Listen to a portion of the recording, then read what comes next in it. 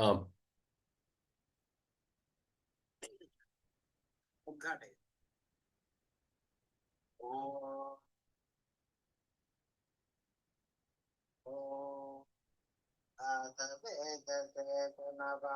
सोपमराति यतो निदहाति वेदः स नः पर्षदति दुर्गाणि विश्वानापेत सिन्धुं दुहितात्यग्निः तामग्निवर्णां तपसा ज्वलन्तीं वैरोचनीं कर्मफले जुष्टः दुर्गां देवीं शरणमहं प्रपद्ये सुतरसि तरसे नमः। त्वं पारयानव्यो अस्मान् स्वस्ति विरति दुर्गाणि विश्वा पूष्य पृथ्वी बहुला न उर्वी भवात् भोगायतनयाय संयोः विश्वानिनो भुक्ताचादवेदः सिन्धुं न नावातु पितातिपर्षि अग्ने अग्निवन्मनसा गृह्णानोऽस्माकं बोध्य पिता तनूनाम् अनादितगुंसहमानं प्रभग्निगुहुवेम परमात् सदस्थात् तनः पर्षदति दुर्गाणि विश्वा क्षामद्देवो अतिदुहिताद्यग्निः रत्नोषि अमीड्यो अध्वरेषु सनाद्रहोत्थानव्यसत्सि स्वाञ्चाग्ने तनुवं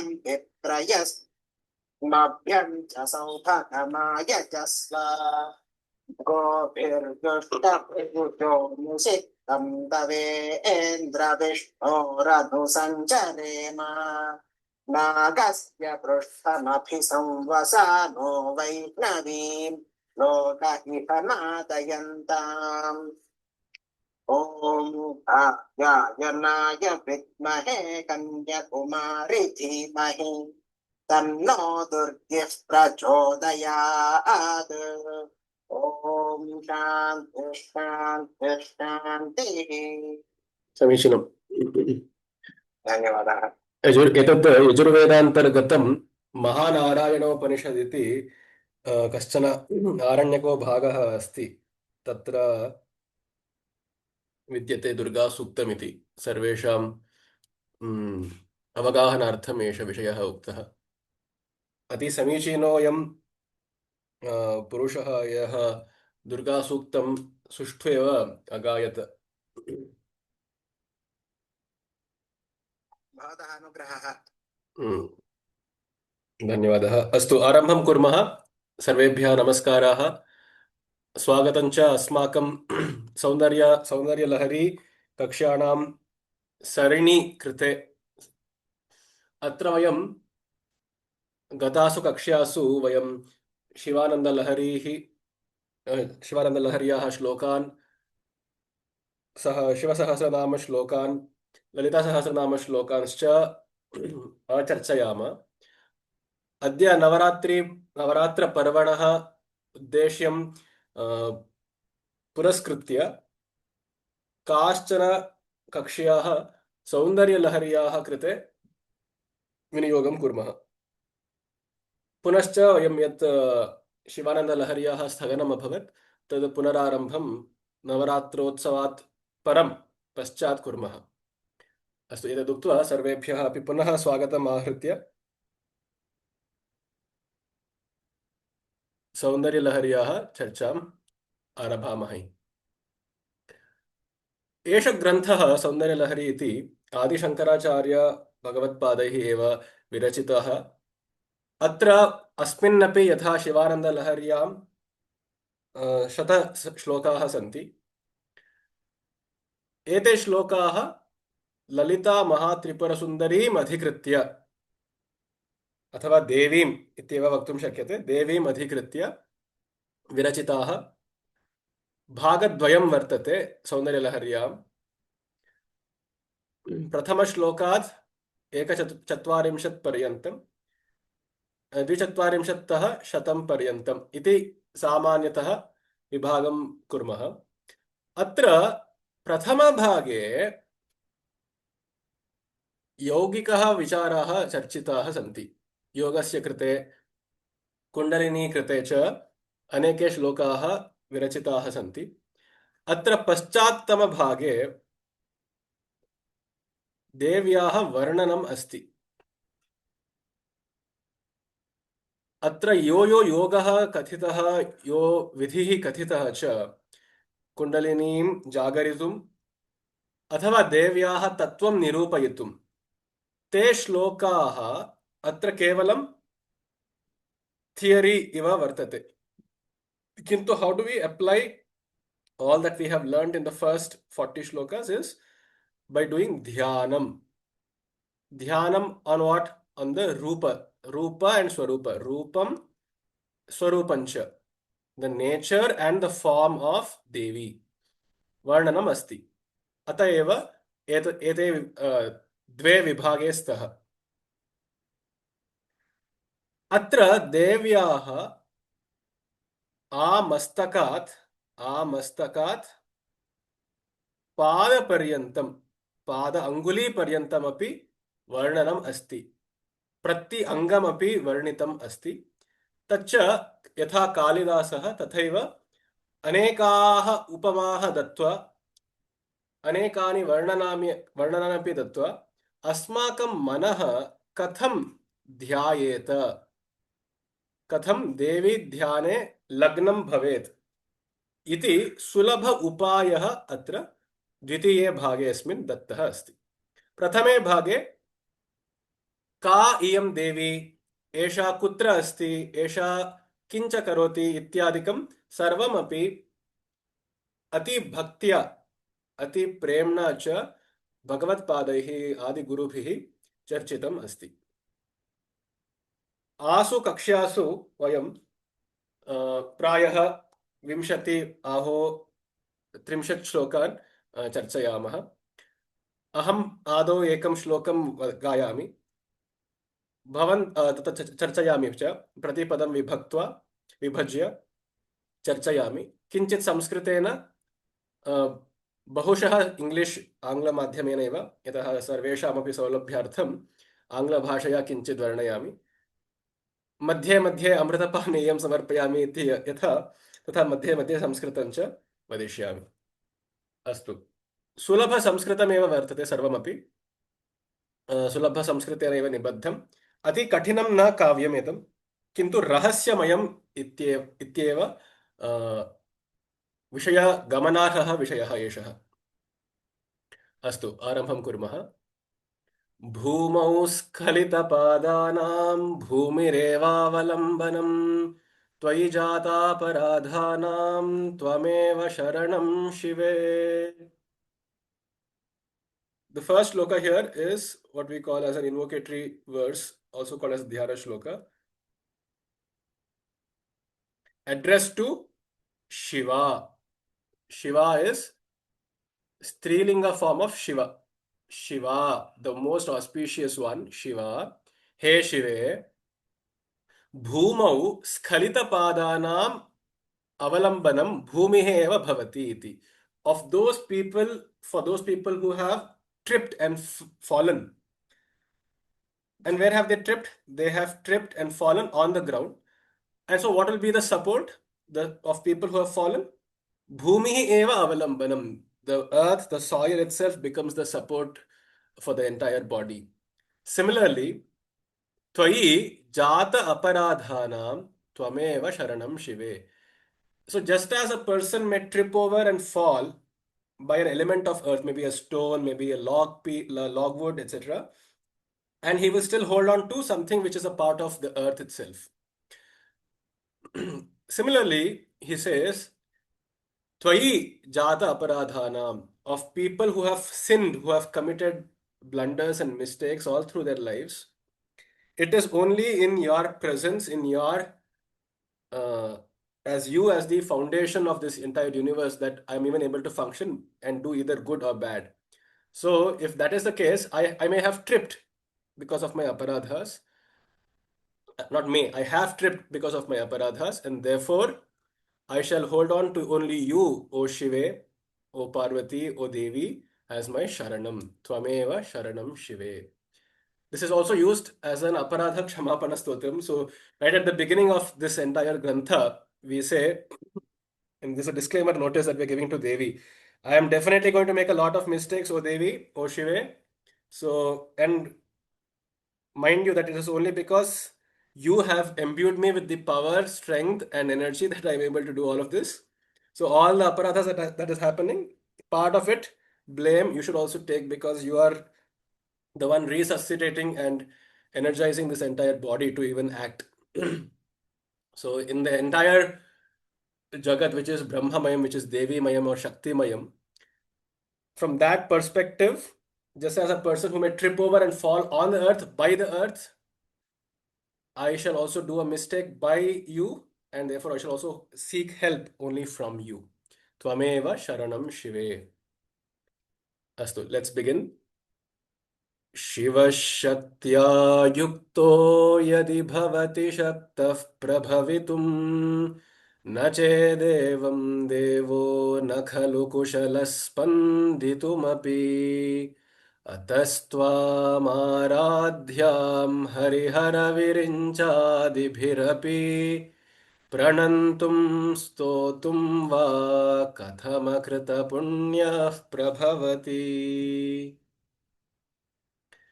शिवः शक्त्या युक्तः यदि तर्हि प्रभवितुं शक्तः भवति शिवः यदा शक्त्या युक्तः when Shiva, which is the ultimate paratattva of stillness, Shiva is stillness, Shiva is sthira. The very first verse, if you remember from our last discussion on Shiva Sahasranama, the Prathamam Nama Eva, Sthiraha, Sthirasthanuh Prabhurbhimo Varado, etc. So, Sthira, the stillness, Tattva is very easily, very appropriately captured by Shiva. Shiva is Sthira, that which is firm, that which is the Purusha Tattva. And here Purusha doesn't mean masculine, it means the, in Chinese we have yin and yang. So the maybe yang is that ultra masculine, ultra divine masculine tattva, which is the witness of this entire universe, that is called the Purusha. So that is Shiva, and he is an embodiment of only stillness, the axis around which the world operates, or you could say a point around which the entire world revolves. Because in a moving sphere, in a spinning sphere, the only point which is not moving is the center, and that is stillness, which is Shiva. Kintu Shaktya Yuktah Yada. But if this Shiva, which in Kashmiri Shaivism and other such Shaiva Parampara, is the ultimate representation of Purusha, and Vedantically he is the equivalent of Brahman. Only when he is coupled with Shakti, that is with energy, युक्तः यदि तर्हि शक्तः प्रभवितुं भवति. Prabhavitum here means to create. Prabhava means creation. And it's again a pun on the word because Prabhavitum Sanskritena, it can also mean Prabhavitum is to be capable of. Shaktaha Prabhavitum Shaktaha Bhavati. He will be capable of even existing, of manifesting. शिवः यदि शक्त्या युक्तः भवति तर्हि एव प्रभवितुं शक्तः भवति. न चेत्, no चेत्, if not, evam, if not this way, that is, if Shiva does not combine with Shakti, Devaha, this Deva, that is Shiva, the supreme godhood, Spanditum api kushalaha nakhalu. Spanditum is to even pulse, is to vibrate, it's to move a bit. Spanditum api kushalaha na khalu bhavati. This stillness is both a boon and a bane for Shiva, so to speak. because he is stillness itself, even to take the next step forward, even to vibrate maybe to the extent of an atom's vibration, it requires some energy, which he has to borrow and beg from Shakti herself. So, if not, even if he is God, Devaha api, even if he is God, he is powerless to even manifest, to create, and to come into existence. So, when such is the case, tarhi ataha means so, tvam aradhyam harihara virinchadibhihi api, tvam, you, that is, he is talking to Devi now directly and says, harihara virinchadibhirapi aradhyam. You who are worshipped by who? Hari, Hara, and Virincha. Virincha Brahma, Prajapatihi, Harihi Palanakarta Vishnu, Haraha cha Rudraha, Vinashakari Rudraha. Ete trayamapi, Devatrayamapi, Tvam Devimeva Aradhyanti, Tarhi. Why? Because they want some energy, right? They have to borrow and loan some energy from Shakti to function and do their appropriate designated tasks. And so they are worshipping you. If that is the case, pranantum stotum va katham akrita punya prabhavati. So here, if Hari, Hara, and Virincha themselves require the strength of Shiva, of Shakti to function, if Shiva himself requires and takes the aid of Shakti to even manifest and to create this universe, how can it be possible? Katham, how is it possible that akrita punyaha, one who is not bestowed by you, one who is not blessed by you, O Devi, will he even be possible? Will it be even possible for him to pranantum stotum va prabhavati? How will it even be possible for him? How will he even be capable of offering any namaskara, pranamas to you, or even to begin praising you? So this is the poetic meaning of this verse, where he is comparing that even the gods themselves, Shiva, Parabrahma himself, or itself rather, has to rely on Maya or Shakti to create. If that is the case, how will I, without your grace, O Mother, without your blessing, be even remotely possible for me to even begin to even prostrate or praise you? Therefore, the first opening verse says how Devi's grace is required to even begin praising her, to even behold her. Ishvaranugrahadeva pumsam advaita vasana. So says the Avadhuta Gita. Again, that is also the opening verse of the Avadhuta Gita, which says, only through Ishvara's anugraha will a person even get the fragrance or the scent, will catch a scent of Advaita. Similarly, here, to even begin praising, this arduous attempt of trying to praise Devi in her Swarupa and her Rupa, one requires really the grace of the Mother Goddess herself. So let's pray for this. शिवशक्त्या युक्तो यदि भवति शक्तः प्रभवितुं न चेदेवं देवो न खलु कुशलः स्पन्दितुमपि अतस्त्वामाराध्यां हरिहरविरिञ्चादिभिरपि प्रणन्तुं स्तोतुं वा कथमकृतपुण्यः प्रभवति. Let's stop here and wait for people to respond if you have any remarks, comments, any additions, deletions. What is your take of this verse? Please chime in. अत्र महोदय Maria, वदतु. अकृतपुण्यः इत्युक्ते यः पुण्यं न कृतवान् इति अर्थः वा? आम्, सत्यं. यः अत्र पुण्यं शब्दस्य अर्थः देव्याः अनुग्रहः इति स्वीकरणीयं भवति. Otherwise, these three lines would not make any sense. यः पुण्यम् अर्थात् देवी अनुग्रहं न प्राप्तवान् अस्ति, सः प्रणन्तुं वा स्तोतुं वा कथं शक्नोति इति अर्थः. भवान् शङ्करभाष्य कुतः एतानि अर्थानि लब्धानि किञ्चित् भाष्यम् अस्ति वा? अहं भाष्यं न पठितवान् अस्मि, किन्तु तत्र टीकाः वर्तन्ते। अहं तस्मिन् गणे, वाट्साप् गणे शेर् करोमि यः टीका अस्ति। किन्तु प्रायः लक्ष्मीधरः इति कश्चन व्यक्तिः अस्य व्याख्यां रचयदस्ति। तदहं ओ अस्तु अस्तु, धन्यवादाः। धन्यवादः।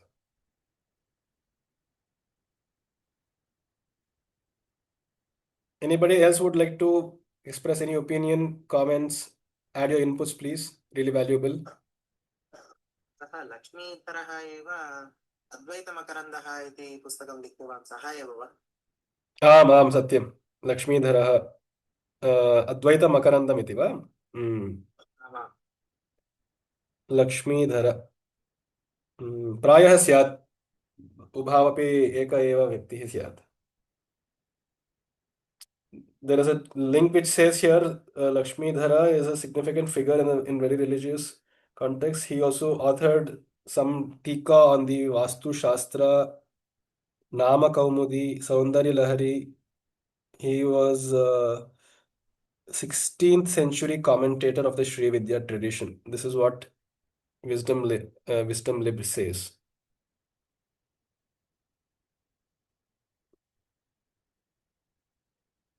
पण्डितलक्ष्मीधरः इति सः एतस्य ग्रन्थस्य सौन्दर्यलहर्याः गूढार्थानपि रहस्यमययुक्तान् विषयानपि चर्चितवान् इति श्रूयते। किन्तु मम पुस्तकं नास्ति। भवत्सु भवेत् चेत् वरमेव तत्। अस्तु, धन्यवादाः। धन्यवादः।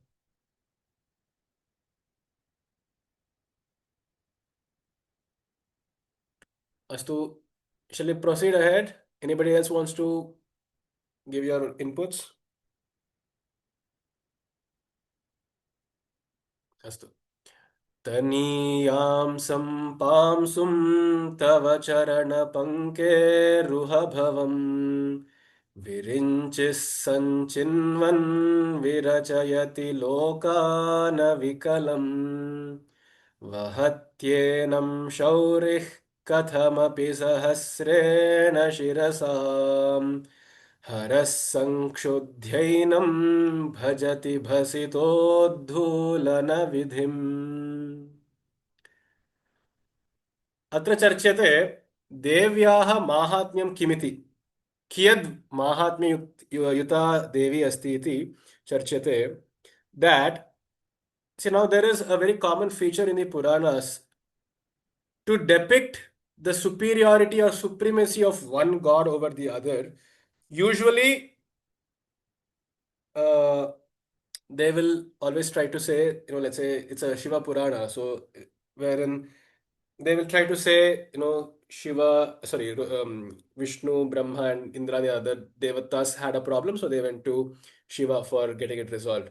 If it is a Vishnu Purana, they will similarly come to Vishnu, and if it is a Devi Purana, they'll come to Devi.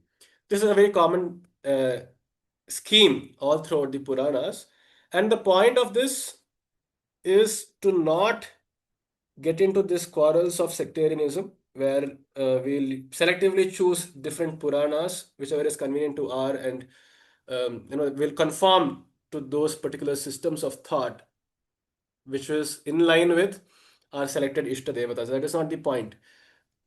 Very beautifully, once the Jagadguru of Sringeri had explained why is this the case that different Puranas, at some places they will say Devi is big, at other places Shiva is big, and some Ganapati is big, and so on. The point they say is it's a poetic device used, which is a very common thing for humans to do. The human psychology is has gone into making of this scheme, is what he said, where he says the human mind will attach itself to things which it thinks is the greatest, right? Whichever is closest to it, to its own flavor. And if it thinks that is the biggest, that's the Paramatatva, only then will the mind ever be interested in attaching itself to that anchor. If it knows that there is something beyond it or superior to it, there is a boss who is controlling this, my Ishta, then I would not really be attracted that well to the Ishta. Therefore, it becomes important to make the Ishta the Parama. So Vishnu Paramyam or Shiva Paramyam, Devi Paramyam, the entire point is for aiding the mind to stick to something which is the supreme, the greatest, the biggest, for which necessarily the other characters of the Puranas must take a back seat in their respective Purana. So if it is a Devi Purana, of course, Shiva, Vishnu, Rudra, Brahma, and all the others will have to take a back seat, and they will be shown in a rung little lesser than Devi. Otherwise, like I said, the mind, if it knows that there is another person superior to Devi, why will it try to approach Devi? Do you see that? I'll try to say, okay, there is a chief minister. If I know that the prime minister reigns supreme over him, he is more powerful than him. For any trouble, I'll first seek out the chief minister. But if it doesn't work out, I know that I have another option left. So I'll go to the prime minister. Similarly, with the courts, I'll first try approaching the lower courts. But I will not be really attached to it. I'm not really in love with the court because I know there are options beyond it. So therefore, to that very extent, some respect to the lower courts would have been lessened because I know it is not the Parama. It's not the Supreme. It's not the Supreme Court, quite literally. But why is there such a big hue and cry about the Supreme Court? Because otherwise, if there are things higher and higher than it, there would be no end to what people would be willing to abide by. So there would be anarchical thoughts and there would be chaos in the society, which is why there needs to be one thing which is supreme. So in this text, of course, it is a Devi text. It will say Devi is supreme. Not to forget that, like the Jagadguru had told, the tattva is the same. There is only one, which to aid the devotee's mind to get affixed on a certain tattva, on a certain rupa, on a certain ishta, the paramya has been described. So here in the second verse, similarly, the paramya of Devi is established. It says, Tani yamsam pamsum, He Devi, Tava charana panke ruha bhavam pamsum. Tava charana panke ruha. Panke ruha is a lotus. Bhavatyaha pada padme. If you were to imagine your feet, your divine holy feet as lotus, a small part of the lotus may have a particle of pollen which has fallen there. Palmsu is a small particle, a dust particle, maybe a pollen grain. So tava charana panke ruha bhavam palmsum. And how is the palmsum? Taniyamsam palmsum. Taniyas, arthat, taniyas is a very small, tiny little particle, very minute.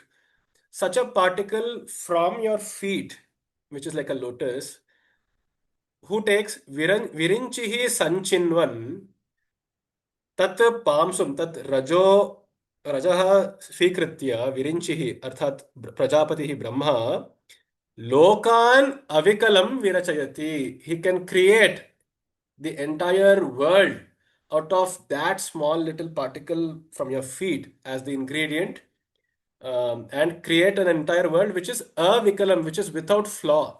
So he can create, you know, multiple universes with just one dust particle from your feet. If that is the case, then what does Shauri do? Shauri is Vishnu. Vahatyenam Shaurihi kathamapi sahasrena shirasam. Shaurihi Vishnuhu tasya sahasrani shiramsi santiti वेदवाक्यं सहस्रशीर्षा पुरुषः सहस्राक्षः सहस्रपात् स भूमिं विश्वतो वृत्वा अत्यतिष्ठद्दशाङ्गुलम् इत्यादि इत्यादिभिः मन्त्रैः विष्णुः वर्णितः अस्ति। तथा एव विष्णोः सहस्राणि शिरांसि सन्ति चेदपि he has to carry the burden of the entire world on him, right? Because he is the Palanakarta. Enam, enam jagat, shaurihi kathamapi vahati. He struggles to bear this one small particle from your feet, which has now manifested as multitudes of universes. He has to take on thousands of his heads to be able to bear the burden of these universes and the burden of having to run all of these universes from this small piece of dust. And haraha sankshuddhainam, enam sankshuddhya, this one particle which has this one seed from your feet, which has become the entire universe, haraha rudraha sankshuddhya. There is a patha beda here. Sankshuddhya is one, or sankshubhya is also another. Both mean the same, which is to destroy. Sankshubhya bhasita uddhulana vidhim bhajati. So now, as you all know, Shiva loves to smear his body with ash. So here, very poetically, he is saying Hara has to, because he is so poor, he is a Vairagi, he doesn't even have the money or the resources to apply Bhasma. So he has to resort to his portfolio as being the destroyer to even get something out of, to get his salary, so to speak. And what is his salary? It is Bhasita. It is Bhasma itself, which is the salary he gets for doing his job well. And he has to take on, he has to huff and puff to entirely destroy this entire universe and reduce it to ashes. Uddhulana vidhim bhajati. It turns the entire world into ashes, and bhasitam bhajati. He wears and smears all that ash from the universe, from the crisply burnt universe on himself. So all in all, what is trying to say is that that one little minute particle from your feet, from the rajas from your feet, itself was enough to, as was sufficient ingredient to create multiple universes, which was heavy enough that it took Vishnu to take on 1,000 heads to bear it, and it took Hara himself to come and destroy it and turn it to ashes. And therefore, O mother, you, if with just a dust particle you can engage the Trimurtis themselves for kalpas together, then what can be then said about your entire Swarupa, your entire divine form itself? That is the implied, the dhvani behind the shloka.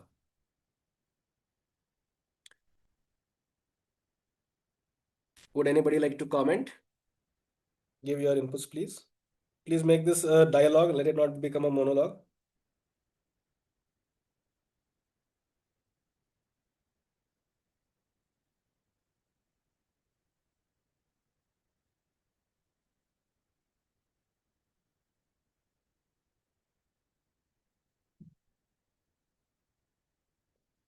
Are you able to understand this verse?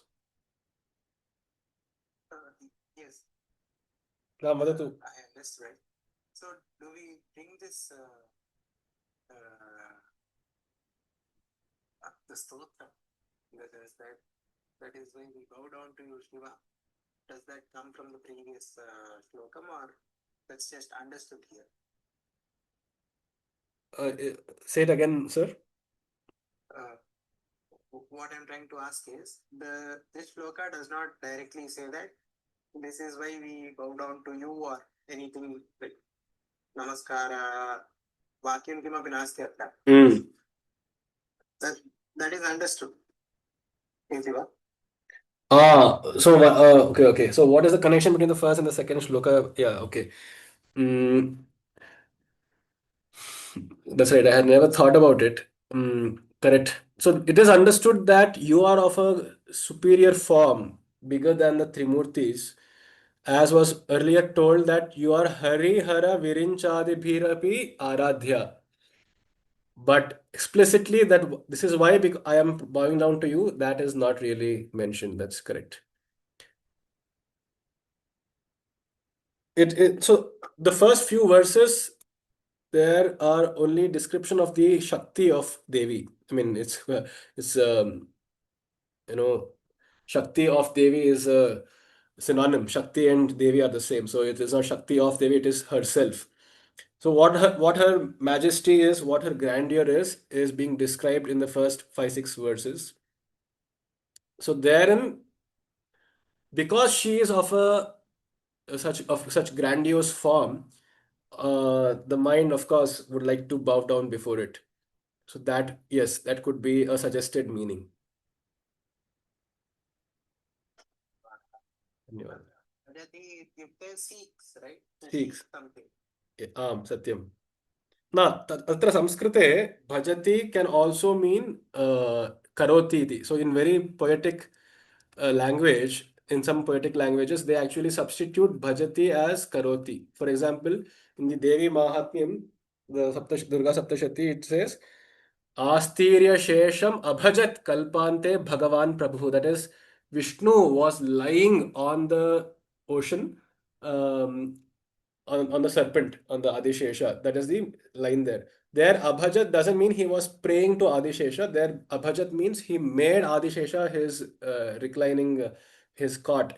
So here, Bhajati is sometimes synonymously used with Karoti.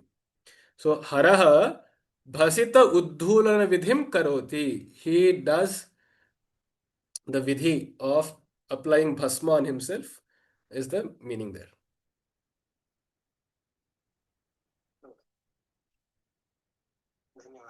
ಧನ್ಯವಾದ. Dhanyawad. Anybody else? Is Usha Arya around? Is she there? Usha Arya, Shantarya?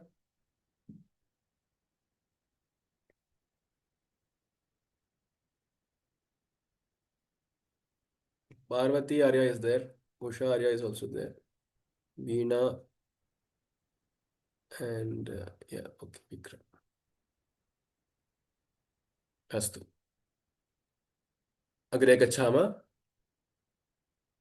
अविद्यानामन्तस्तिमिरमिहिरद्वीपनगरी जडानां चैतन्यस्तबकमकरन्दश्रुतिझरी दरिद्राणां चिन्तामणिगुणनिका जन्मजलधौ निमग्नानां दंष्ट्रामुररिपुवराहस्य भवति. हे देवी, अविद्यानाम् अंतस्तिमिर मिहिरद्वीप नगरी जडानां चैतन्यस्तबक मकरंद श्रुतिझरी दरिद्राणां चिंतामणि गुणनिका जन्मजलधौ निमग्नानां मुररिपु वराहस्य दंष्ट्रा भवति इति. So let's break this down. There doesn't seem to be a subject here. So what it is comparing with is the pada, Devyaha padaha, functions in many different ways. What is that? Just the feet of the Devi. Now, once again, you must remember, like we have spoken at length in the Shiva and the Lahari too, that pada literally doesn't mean the physical organ of the feet of the mother. It could also mean so, but yogically speaking, the pada always refers to, when I say pada padma, panke ruha, and so on, it refers to the point in the human body where the cosmos or the Brahma meets the Jiva. So, Brahmatmaikya Swarupini, as it is told in the Lalita Sahasranama, that point of contact, yogically speaking, happens at what is called the Sahasrara. And that is the seventh and the highest chakra which exists in the human body, just above the head, it is said. So, there it is told to be a thousand-leaved petal, sorry, thousand-petaled lotus. And Devi, he places her feet either on this Sahasrara, or sometimes it is compared that her feet itself is the Sahasrara. So with this background in mind, let's look at the shloka.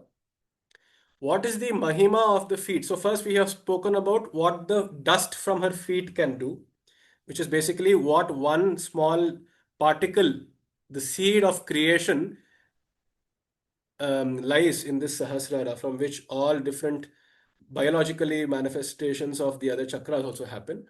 And of course, in the Brahmanda, Hari, Hara, and Virincha, they also participate in their respective functions of creation, destruction, and operation using just that one small seed from hers.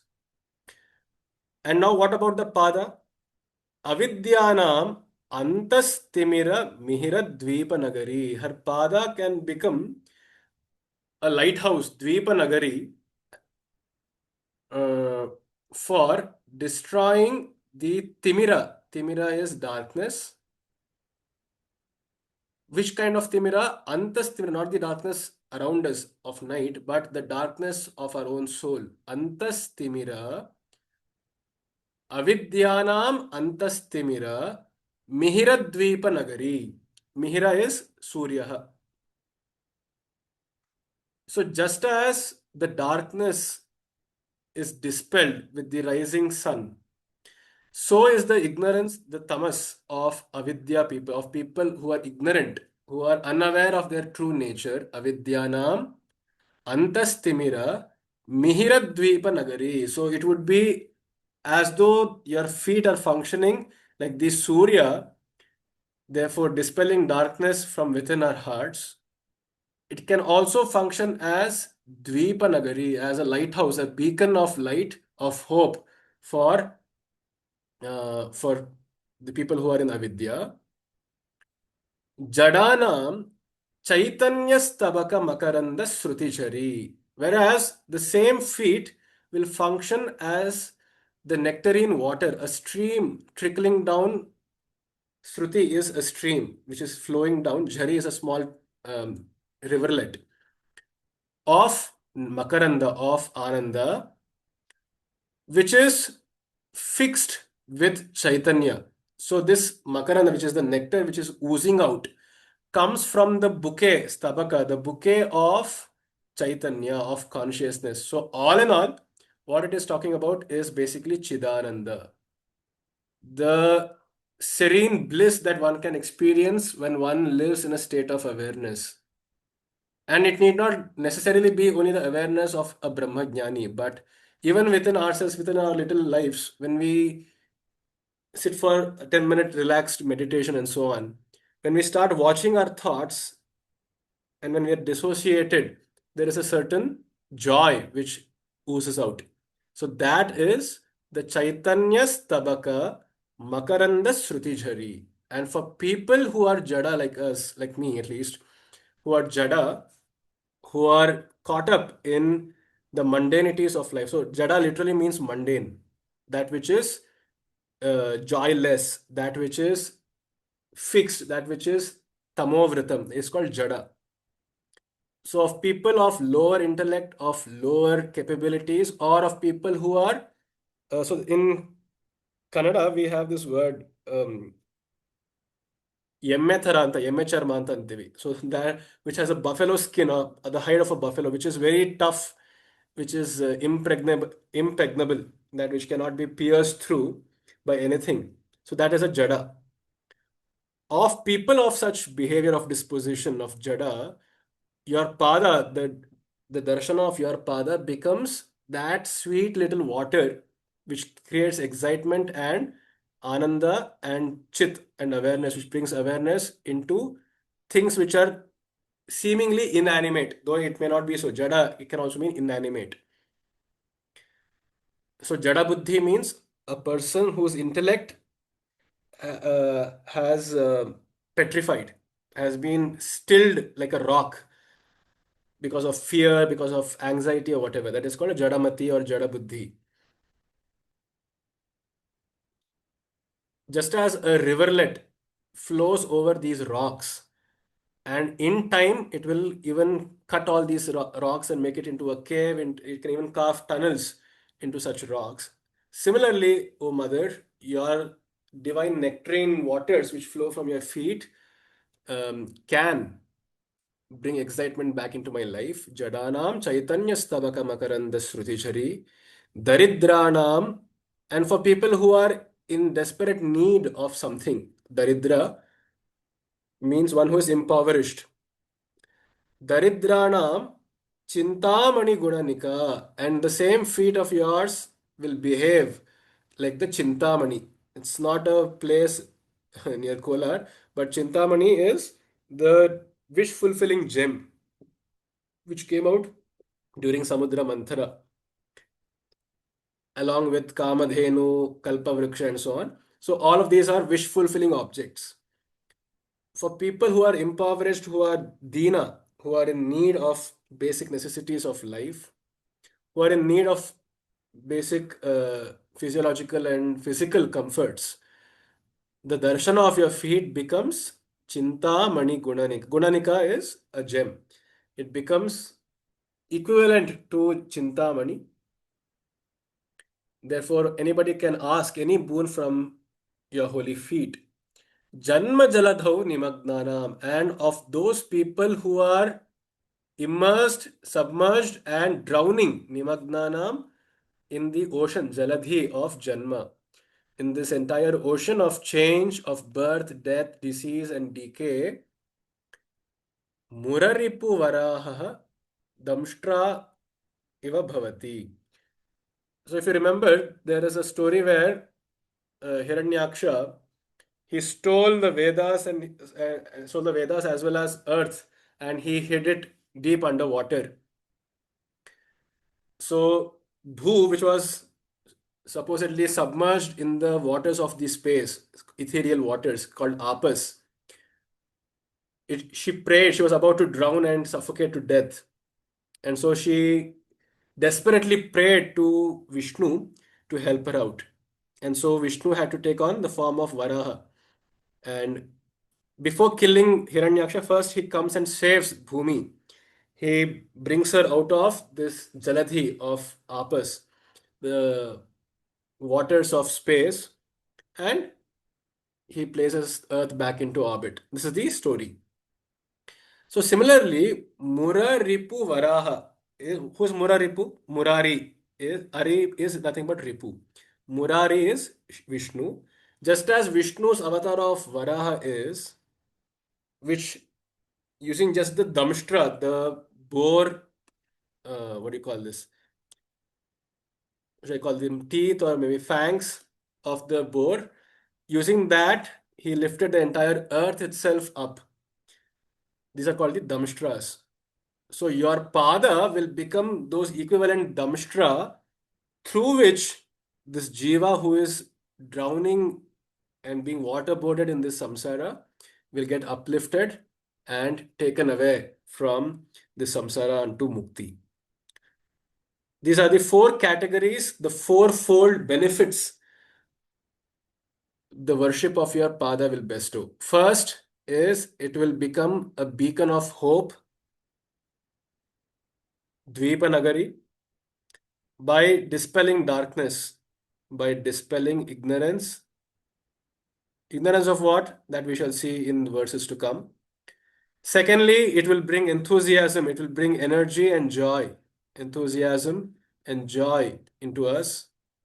Third is it shall bestow any material boons that we wish for, that we pray for. And fourth, of those people who are truly who feel suffocated by samsara, her feet itself will become the damshtra, which will alleviate this person, this jiva, out of samsara towards mukti, so that it becomes mukti. It becomes an aid for mukti. Just as we saw even in the Shivana and the Lahari, first is the who. Who are we talking about? That is Devi. And secondly, what is her power? That was discussed in the second verse. And third verse is talking about what do I get out of worshipping her feet, the why. And that is encoded in a very poetic way as this: dispelling ignorance, making us very aware, Chaitanya, and Makaranda, there is joy. Third, we shall get all that we desire for materially. And fourth, it will also give us, take us towards mukti. So, bhukti and mukti, both of these are promised to us through the worship of Devi's feet.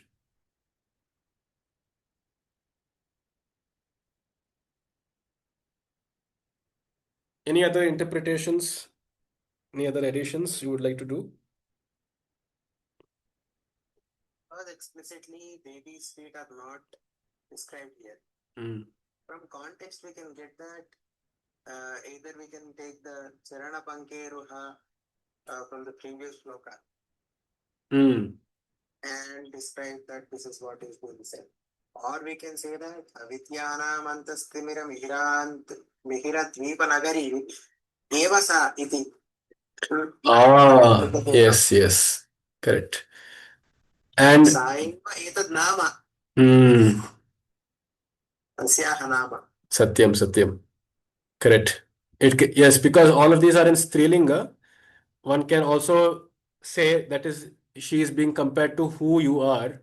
You are the dispeller of darkness. You are the lighthouse for people who are ignorant. You are the stream of joy for people who are dull. You are the wish fulfilling gem.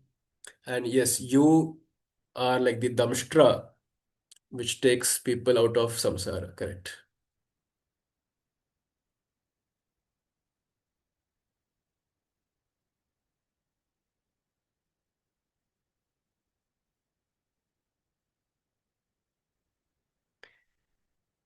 Okay, if there's no other question or any inputs, we shall do this shloka once again and move ahead.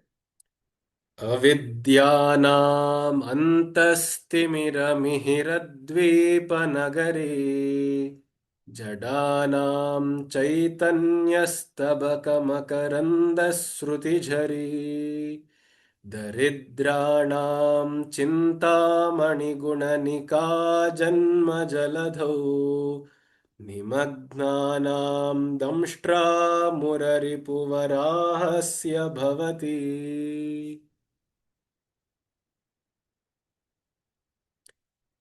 And then the next shloka, now we have seen that what power is there within just the particle of dust from her feet. And secondly, we have seen how she, uh, as Trivikramavarya was telling, how either she herself behaves as the lighthouse, etc., or her feet, the puja of her feet would lead to all these benefits. And then the question is, the author, the poet is either putting to himself is, किमर्थं देव्याः अभय वरद मुद्राणि न सन्ति इति. Why is Devi not holding the Abhaya and the Varada Mudra? If you see all other gods, they usually keep the Abhaya and Varada Mudra. किंतु ललिता त्रिपुर सुंदरी तस्याः नास्ति इति. Though in some pictures like these, if you're able to see it, they do try to put the Abhaya Hasta along with the hand that she's holding the lotus with. But in most cases, she is not actually holding. At least the technical description does not say she has a Abhaya or the Varada Mudra. If you're able to see, let me just find if there's any exception to that. No. Mostly in the Lalita pictures, depictions, there is no Abhaya or Varada Mudra. So then the poet is asking, why do I think that is the case? So he's trying to give a justification as to why she is not holding the Abhaya or the Varada Mudra. So if you know what Abhaya is the right hand gesture and the Varada is the left hand gesture. Varada represents bhukti, that she can give any vara, she can give any, fulfill any material wants, any vancha. Whereas Abhaya is for ultimately mukti. So bhukti and mukti are represented through these two gestures. Because ultimately one of the Upanishads says the final boss, so to speak, in this game of spiritual sadhana is bhaya. And this bhaya is not the bhaya of a spider, bhaya of even Jagat. It is the bhaya of being two, of duplicity, of being something other than myself. So that is the fundamental existential bhaya which is talked about in the Upanishad. It says, यदा ह्येवैष एतस्मिन् उदरमन्तरं कुरुते अथ तस्य भयं भवति. As soon as the one supreme vastness brought in, divided into two, when it multiplied into two, immediately bhaya is the relationship between the first and the second object, it was told. So here, bhaya is not a fear of death or fear of injury or fear of pain, but this bhaya is the existential fear of not being one. So that separation, that boundary, as soon as it was created, udara, it means a boundary or a small difference, which caused the one whole thing to become split into two, the Purusha and the Prakriti. Immediately, the relationship between the two is said to have generated bhaya. So, hmm. द्वितीयाद्वै भयं भवति. Satyam. Wonderful. Yes. Ditiyadvai bhayam. Only when there is another, apart from myself, there is a bhaya. Very true. That's correct. Which Upanishad is that? May I know, sir? Any. I don't exactly know this. I heard this from my father, who was telling me Okay. Okay. Vidyadvai bhayam bhavati. And he Mm. was telling me that duplicity leads to multiplicity, Mm. and thus we have to be one. Satyam. Very beautiful. So, Dvitiyad bhayam, exactly. And therefore, abhaya means to necessarily erase such duplicity and plurality to bring only Advaita, to bring non-dualness, which is why it is a symbol for mukti. And, It's hmm. from Brihadaranya Upanishad. Okay. Dvitiyad bhayam. Hmm. Very beautiful. And so now the poet is ruminating over what could be the possible reason as to why Devi doesn't show these two, Abhaya and Varada. Though she does give Mukti and Bhukti, as was told previously in the shloka, that she can be Chintamani for the Daridras and she can be the Damshtra for the Janma Nimagnas, those who are drowning in the sorrow of the samsara. But then, what is the reason? So he says, त्वदन्यः पाणिभ्यामभयवरदो दैवतगणः त्वमेका नैवासि प्रकटितवराभीत्यभिनया भयात्रातुं दातुं फलमपि च वाञ्छासमधिकम् शरण्ये लोकानां तव हि चरणाव एव निपुणौ. So it's a pretty simple shloka. It says, Tvadanyaha Tvadanyaha Daivata Ganaha. Any other Devata Gana apart from you, all of them will show the Panibhyam with their hands, Abhaya and Varada. Tvam Eka na evasi. You alone are the person who are not showing Naiva Prakatita Vara Abhiti Abhinaya. Abhinaya means mudra. You are the only person who are not doing prakata of vara and abhiti. Vara abhiti becomes vara abhiti. Abhiti is abhaya. Bhayat tratum, that is to protect us from this fundamental fear, and datum phalam, and to give us desired fruits, fulfillment of desires.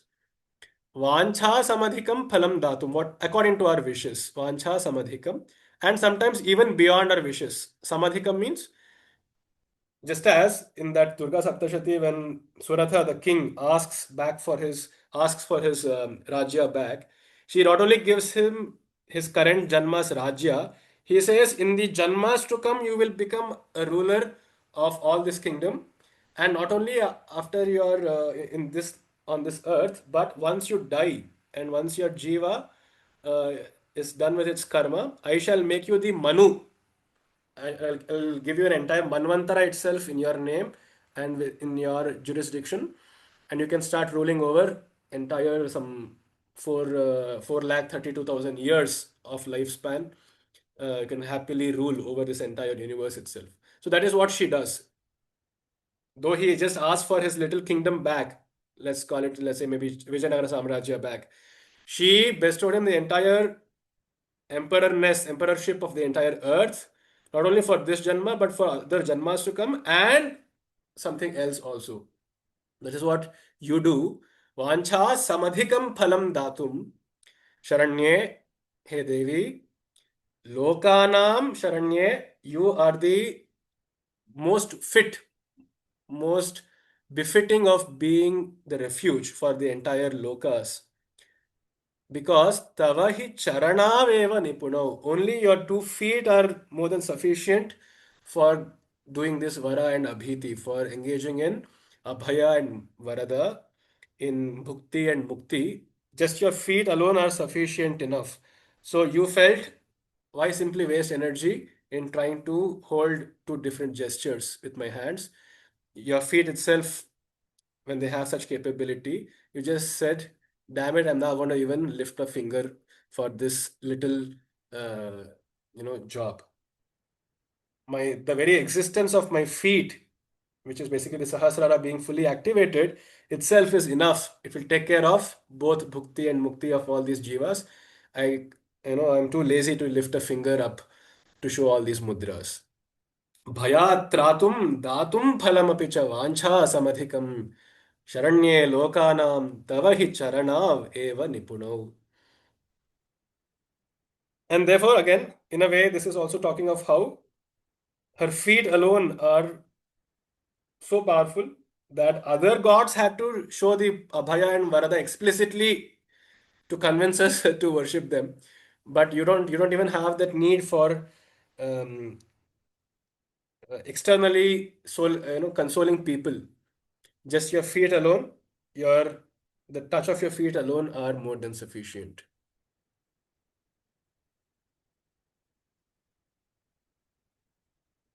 Any comments?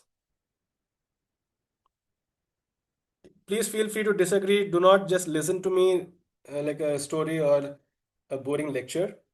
Please do contribute to the discussions. Bring in your own stories, your interpretations.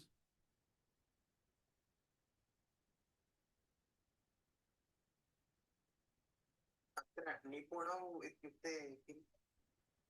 Nipuno shaktau arhau iti. It's more than capable enough. It is adept at doing bhayat tratum nipunau phalamapi cha datum nipunau. Nipunau is adept. It is capable of.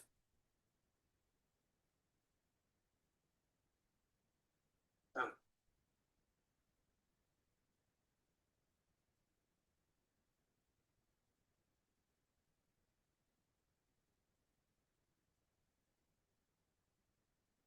इदानीम् अत्र अभिनया इति पदम् उक्तम्. Mm. Abhinaya means acting, right? Mm. Is that the meaning in which he is using it? That you don't Oh, have yeah. Abhaya Mudra and Abhaya Mudra and Varada Mudra. Mm. Eh, This is really that's fantastic. Yeah, yeah, makes sense. You don't have to do any such acting of trying to console people. Yeah.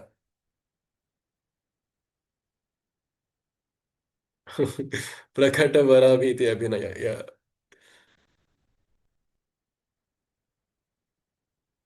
तमेव चिन्तितवान्. Mm. पूर्वपादे अपि अभीति वरदो इति उक्तवान्. पुनः वराभीति इति उक्तवान्. द्विवारं किमर्थम् उक्तवान् इति Mm. चिन्तयति स्म. Satyam. There's no need for show. There's no need for paraphernalia with Devi. Correct. Astu. We shall look at the sixth one now. Fifth one, we just hold it for the future classes. Sixth is really interesting. धनुः पौष्पं मौर्वी मधुकरमयी पञ्चविशिखाः वसन्तः सामन्तो मलयमरुदायो धनरथः तथाप्येकः सर्वं हिमगिरिसुते कामपि कृपाम् अपाङ्गात्ते लब्ध्वा जगदिदमनङ्गो विजयते.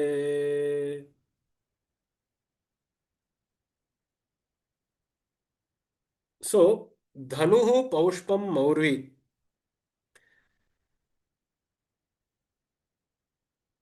Paushpam dhanuhu asti. Paushpam means pushpena nirmitam dhanuhu. There is a bow made of only flowers. Who has that bow? Have you heard the name Pushpa Dhanwa? Does it strike anything in your mind? Pushpa Dhanwa or Pushpa Banaha? तस्य नाम अनङ्गः. Anangaha, Satyam. Correct. Kamaha. Kamadevasya dhanuhu paushpam asti. It is made of completely um, flowers, sweet smelling flowers. Maurvi Madhukara Mayi. And the Maurvi, the string used to tie it, is made of Madhukara, made of honey and honeybees. So he has strung a series of honeybees.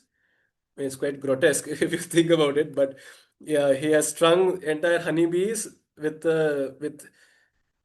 trickling down honey as his bowstring.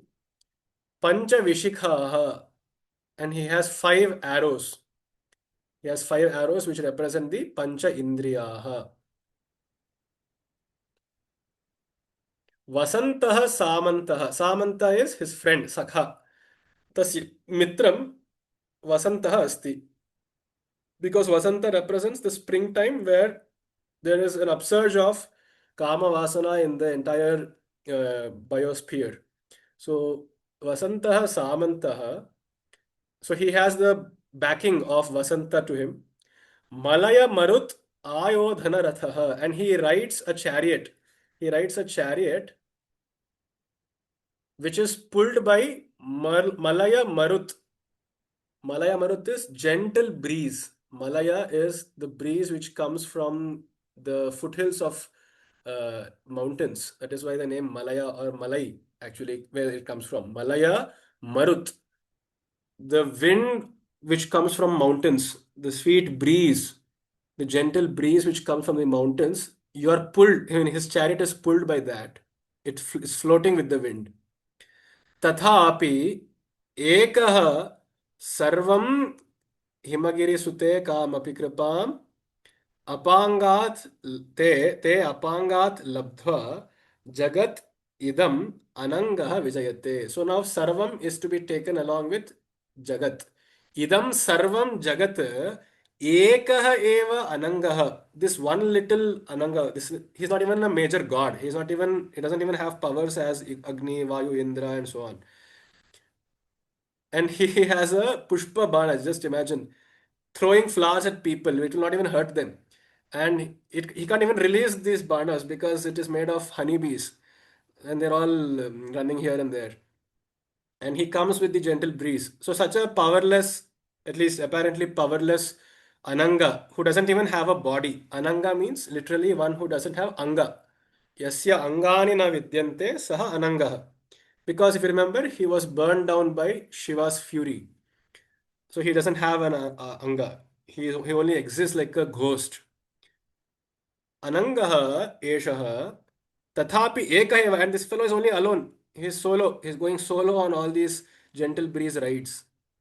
Himagiri Sute, hey Himagiri Sute, O daughter of the mountains, tava te kamapi kripam apangat labdhva. He somehow got your grace. Kamapi kripam. A small glance of your eyes. Apanga is a glance of your eyes. It's called kataksha also. Apanga means looking at a person using the side eye. That is called apanga. So because when she was doing tapas in the Himagiri, when she was doing penance for Shiva, as she always keeps doing for Shiva, at one point when Kamadeva released these arrows and actually hit Shiva, for a moment's time she just looked at you as though, how dare you hurt my beloved fiance, right? So with that little kripa, just looking at Kama itself was enough kripa for you, O Kamadeva, he says, because apangat labdhva, kripam labdhva, with that little grace, Ekaha sarvamidam jagat vijayate. He can win over the entire world itself with that power of your eyes, of your glance. So what is it trying to say? So it is told that Kama was actually born from an amsha of Vishnu. Okay, so he is also his father. So it is said that it is actually Vishnu itself. More so, Ananga, when after he got burned down, he of course technically doesn't even have a body. He has lost all his powers. So then Rati, the wife of Kama, she does tapasya to Gauri and seeks to restore and resuscitate and resurrect her husband. To which Parvati agrees, and so she creates a form for him, a ghostly form for him, and bestows it to Kamadeva. This Kamadeva, though he has now a ghostly body and all this Pushpa Bana and all that, he still doesn't have the power to enchant others. He has lost his powers because of Jnana Chakshu, because of the eye of wisdom which Shiva looked at. All Kama has now no meaning. Just as a person for a Brahmajnani with who has reached or at least had a taste of this Jnana, all this Kama will gradually seem meaningless. So he also had lost all his powers. There's one shloka which comes to my mind as I say this in Bhagavad Gita. mm, Niraharasya dehinah rasavarjam rasopyasya param drishtva nivartate. That is, Krishna says, param drishtva, when one sees the supreme, one sees the ultimate nature of reality, all the remnant little vasanas, the remnant little kama vasana within the body also just leaves the body, is what he says. So similarly, Ananga, this fellow lost all his powers. So now he is now not only seeking for his body, for his existence, but also for being reinstated with his portfolio of being the Kamadeva, of being able to enchant others. So he uh, does tapasya, prays to Parvati, and through the silent glance of hers, he gets all the required powers that he wants, through which he is now able to conquer once again the entire world and take it for a ride. Metaphor, this is, of course, poetically speaking. So, what does it literally mean? So, it is talking of how kama, that is, desire itself, is an output of Devi's glance, of that Parama Tattva itself, through a little spandana in itself, was able to bring about kama. कामस्तदग्रे समवर्तताधि मनसो रेतः प्रथमै यदासीत् सतो बन्धुमसति निरविन्दन् हृदि प्रतीक्ष्या कवयो Manisha, says the Nasadiya Suktam of Rigveda, where it is describing how karma came to be, how this world came to be. And in a similar such description, it says there was absolutely nothing. And by a little disturbance in this, you could say, flux or field, whatever, there arose kama, there arose desire, which was the first seed of the mind, of the primordial mind. So, similarly, with just a glance of Devi, the seeds of desire have sprung up, which has taken the entire world for a ride, and the entire world is engrossed in fulfilling those desires cyclical, in a cyclical manner. They're getting enchanted by the pushpas, they're getting enchanted by the panchabanas, which are the indriyas, they're getting enchanted by the touch of Vayu. Very interestingly, Vayu uh, is the adhipati of skin, of touch, because in a way we can also see that we only feel the wind, we can't even see it. Of course, unless you're living in Delhi where you can actually see the air. If not, everywhere else you can actually only feel the wind. So the skin and the Vayu are intimately linked, which is why the Malaya Marut probably is a reference to how people can get engrossed in sensations of touch, in sensations of sight, vision, and all of that. They can all be completely mohita, they can all be completely engrossed and enchanted through Kama, who ultimately derived his all powers from Devi herself. In one other shloka, it is told that just through the opening and closing of Devi's eyes, the entire world comes up and then dissolves back into existence. Unmesha nimishotpanna vipanna bhuvanavalihi. To corroborate this, Lalita Sahasranama, the Nama says, Unmesha, the opening of her eyelids, and Nimesha is closing of her eyelids itself is sufficient for Utpanna and Vipat, for bringing up creation and for dissolving it back into herself. And so when she has to bring up creation, when she has to allow Maya to happen, when she has to allow Jagat to be created, Kama is required. And as she is just opening her eyes, that little side glance of her eyes, that little opening of her eyes itself first gives rise to Kama, who here is poetically symbolized as Ananga, the Kama Deva, riding on this chariot with the Pushpa Bana and so on. This is the inner, more philosophical meaning of cosmology hidden in this verse.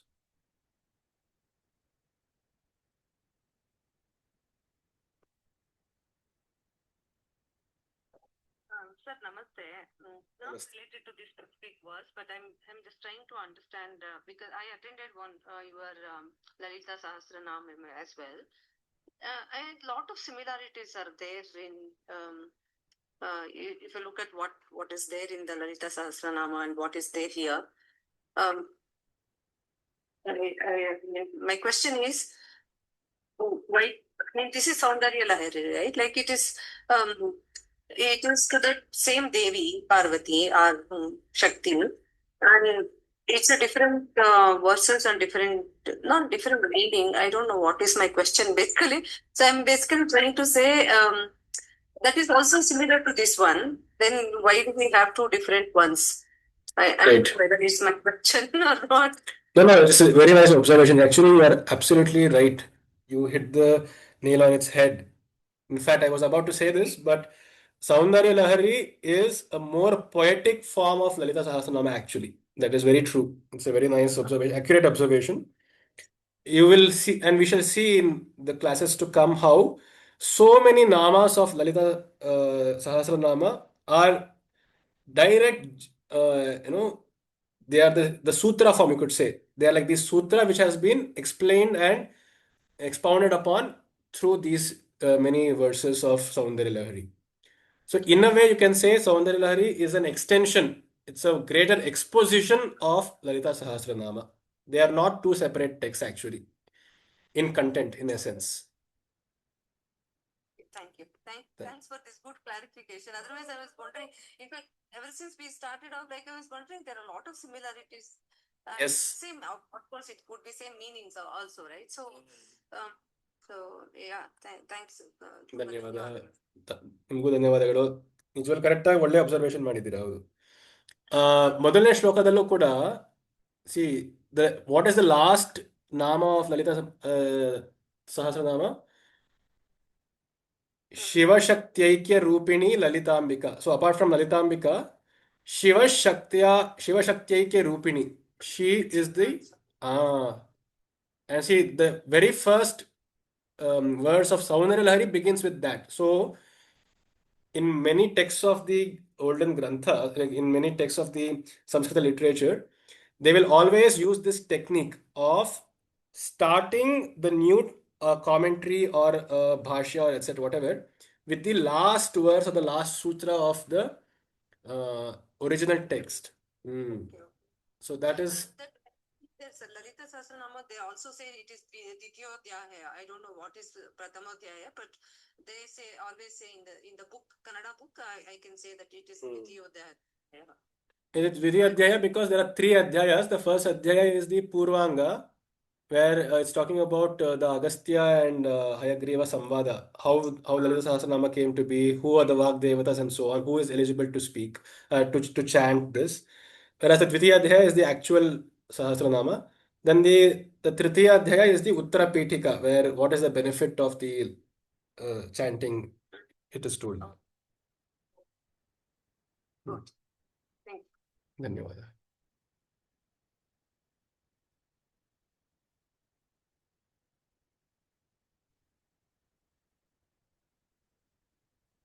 Any other comments or observations? It need not be a question. You can feel free to just unmute yourself and ask. Do not type anything in the chat because I will not be able to see it.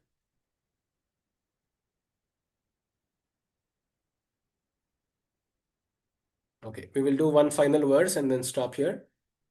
This is one of my favorite verses. In fact, it is used in many of the by many of the Sri Vidya Upasakas as well as the Tantra Sadhakas as the verse for inviting, for invoking Devi, both into a particular form, maybe a small murti, a vigraha, or into oneself.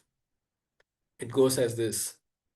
क्वणत्काञ्ची दामा करिकलभकुम्भस्तननता परिक्षीणा मध्ये परिणतशरच्चन्द्रवदना धनुर्बाणान् पाशं सृणिमपि दधाना करतलैः पुरस्तादास्तां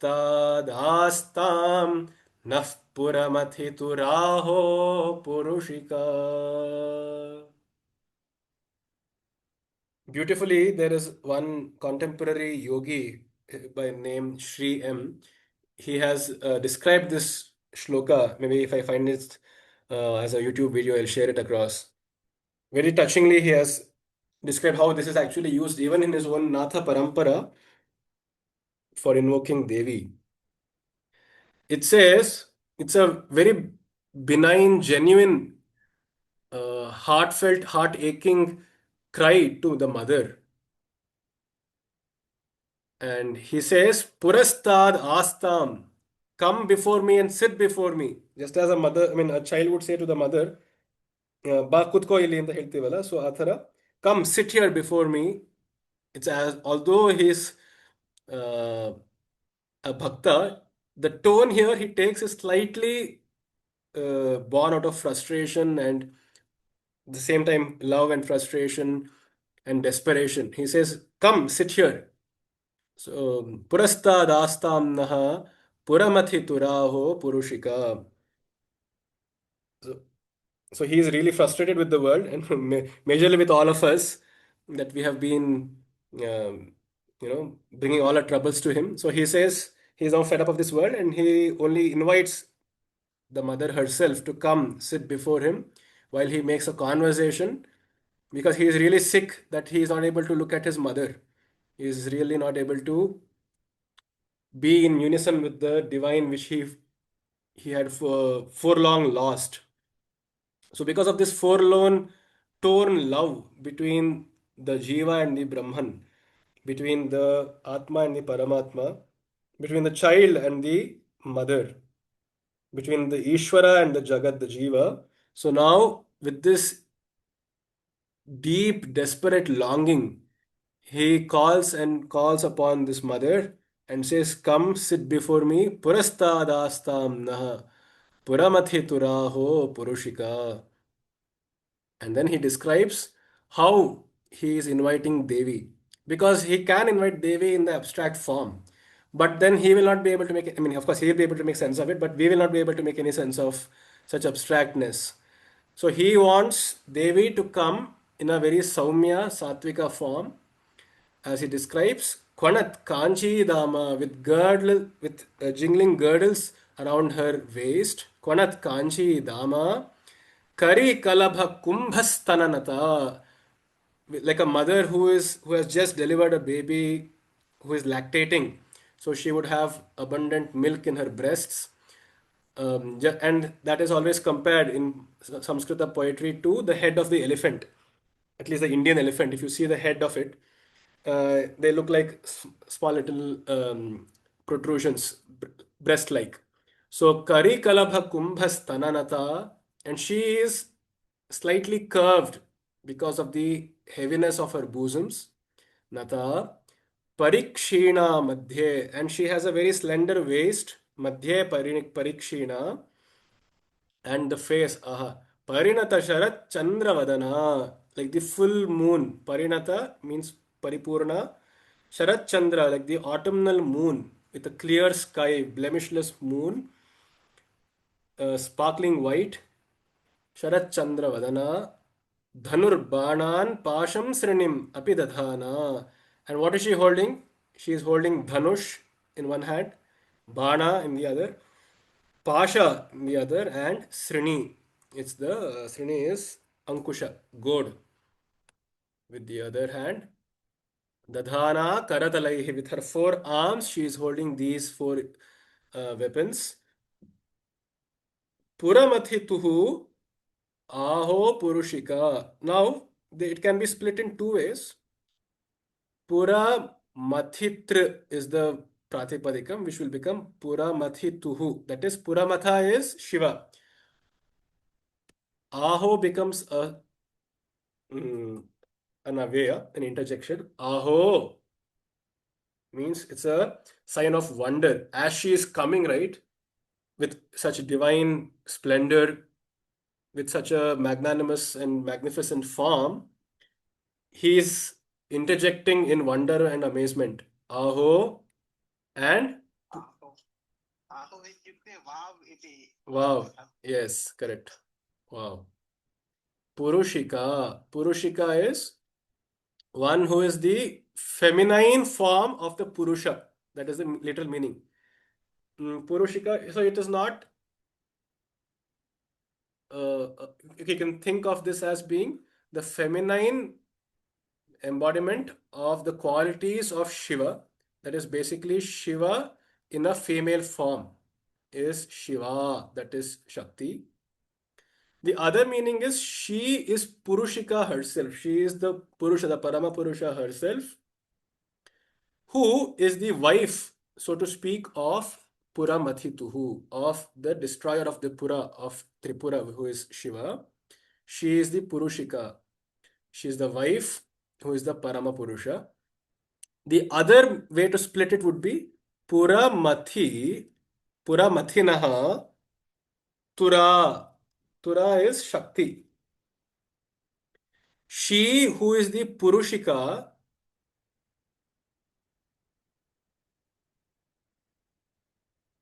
she who is the Purushika, the Supreme Tattva, which is the Shakti of Puramathi, which is of Shiva.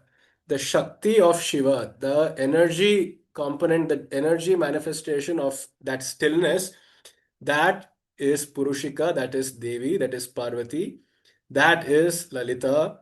And as she is inching step by step, and entering before us with the jingling girdles, making a very beautiful melodious sound, and she has a very motherly look with abundant breasts and mm, a slightly curved figure. She is really beautiful to look at. She is she is a yuvati, so she has a kshina madhya, she has a slender waist, her face is beaming with the ananda of Brahma, so she is parinata sharat chandravadana, just as of a person who has reached the Sahasrara. It is told the Manas is, which is the Adhisthana of Ajna Chakra, will go from Surya to Chandra Tattva. This is slightly hard to understand.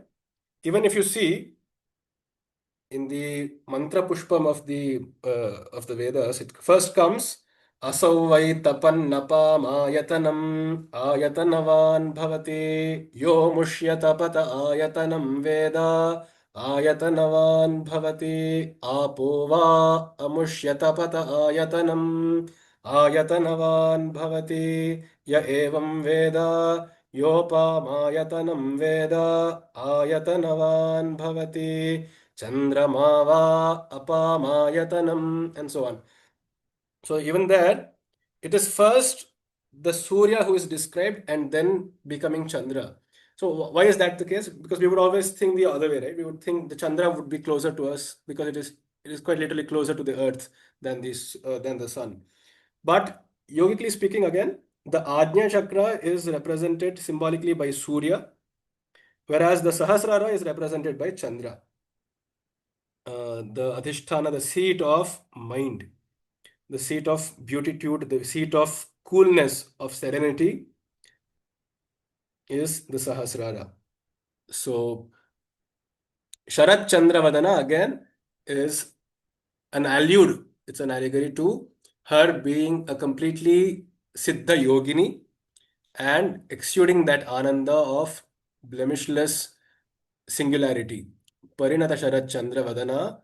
And of course, with the four arms, what is she doing? Kara means to do. Literally, it comes from the Kru Dhatu. So that through which we do is called Kara. Yena kriyate saha karaha. Using which we can perform something is a Kara. So what is she doing? She is holding Dhanur, Bana, Pasha, Srini. Dhanu and Bana, of course, it is her who gave the Dhanu, the Pushpa Bana and the Pancha Bana to Ananga. So the OG Dhanush and Bana holder is Devi. She holds it to show her complete mastery over the organs, sense organs, as well as the mind. Dhanur Banan Pasham Srinim. And then she is capable of both goading us away from samsara and also locking us up in samsara. So Pasha and Srini. Srini is used for mukti. It is used to pierce us and poke us to get out of this. Whereas Pasha is used to bind us. So she can be both the binding aspect of nature as well as the releasing, liberating aspect of nature. So she shows complete control over all the faculties of nature as well as both the phenomenon of mukti and bhukti. And with such divine splendor, as she is inching closer and closer to our hearts, she who is the mistress of Shiva, she who is the female manifestation of Shiva himself, she who is the Tura, the Shakti aspect of Parabrahman, who is the Maya of Parabrahman, as she is coming, we ask her to humbly sit before us. Astam kripaya upavishatu. Astam naha puraha purastat. Please sit before us, O Devi, O Mother. Such a beautiful prayer he is making to invoke the Devi's presence before us. Let's sing it once again. Now that we know the meaning, let's try to visualize how she is coming before us. क्वणत्काञ्ची दामा करिकलभकुम्भस्तननता परिक्षीणा मध्ये परिणतशरच्चन्द्रवदना धनुर्बाणान् पाशं सृणिमपि दधाना करतलैः पुरस्तादास्तां नः पुरमथितुराहो पुरुषिका क्वणत्काञ्जीदामा करिकलभकुम्भस्तननता परिक्षीणा मध्ये परिणतशरच्चन्द्रवदना धनुर्बाणान् पाशं सृणिमपि दधाना करतलैः पुरस्तादास्तां नः पुरमथितुराहो पुरुषिका. अस्तु, अनेके धन्यवादाः. We shall meet in the next class. I shall intimate when the next class will be over WhatsApp. Looking forward to meeting all of you. Please do practice these 7 shlokas. Maybe sing it at your homes. Be really great. Anything else you want to wish to add? ಧನ್ಯವಾದಗಳು sir. ಧನ್ಯವಾದಗಳು. ಅಸ್ತು, ಧನ್ಯವಾದः. ನಮಸ್ತೆ.